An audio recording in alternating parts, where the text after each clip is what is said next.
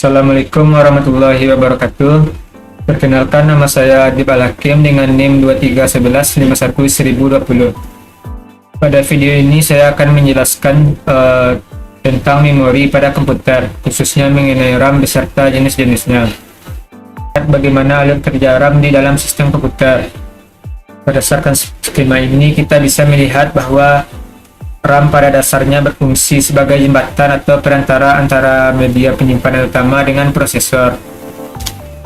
Di sebelah kiri kita memiliki hard disk atau SSD, tempat data dan program disimpan secara permanen. Namun media penyimpanan ini kecepatannya relatif lambat. Sementara itu di sebelah kanan ada CPU yang bekerja dengan kecepatan sangat tinggi. Nah, agar CPU ini tidak menunggu terlalu lama saat mengambil data dari hard disk, program yang sedang dijalankan akan disalin sementara ke dalam RAM.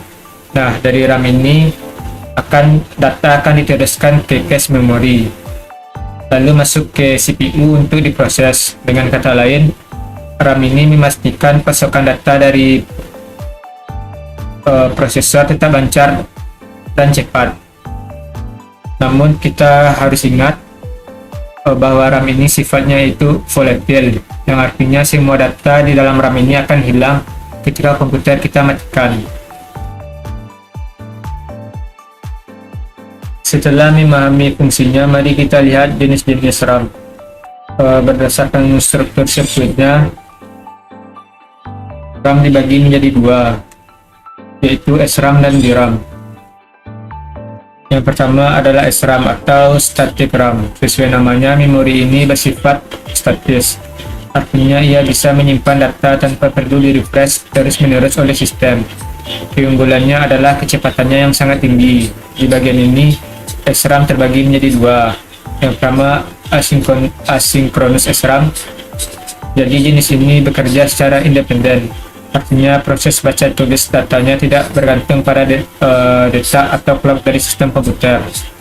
Lalu yang kedua, synchronous SRAM. Sebaliknya, jenis ini bekerja sinkron mengikuti clock system.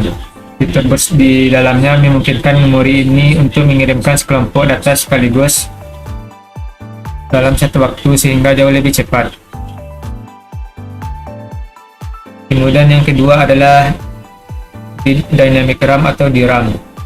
Berbeda dengan SRAM, DRAM harus di-refresh secara berkala agar datanya tidak hilang. DRAM memiliki kepadatan yang lebih tinggi dan harga yang lebih murah, menjadikannya memori utama pada komputer kita.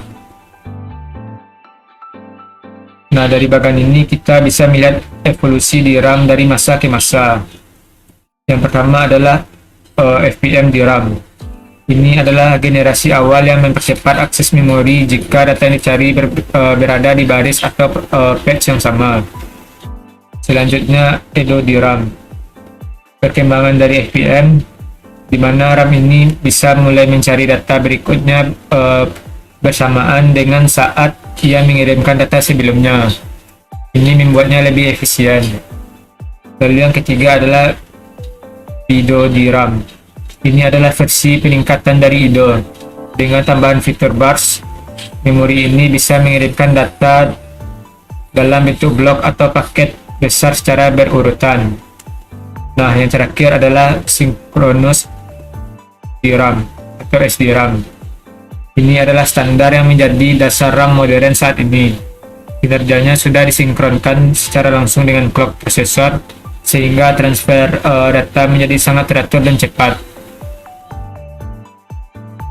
Jika kita melihat dalam konteks yang lebih luas, teknologi memori ini terbagi menjadi dua kategori utama berdasarkan sifat penyimpanannya, yaitu non-volatile dan volatile.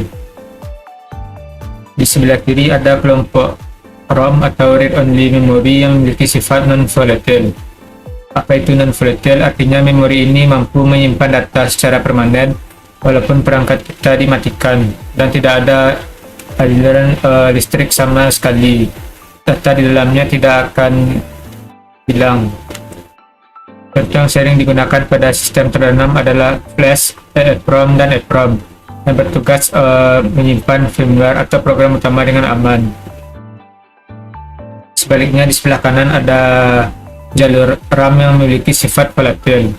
Sifat volatil ini berarti memori ini sangat bergantung pada pasokan daya listrik. Ketika perangkat menyala, ia bekerja sangat cepat untuk memproses variabel dan data sementara. Namun begitu listrik dimatikan atau terputus, semua data di dalam memori ini akan langsung hilang terhapus bersih. Di kelompok inilah terdapat SRAM dan DRAM yang sudah kita bahas sebelumnya.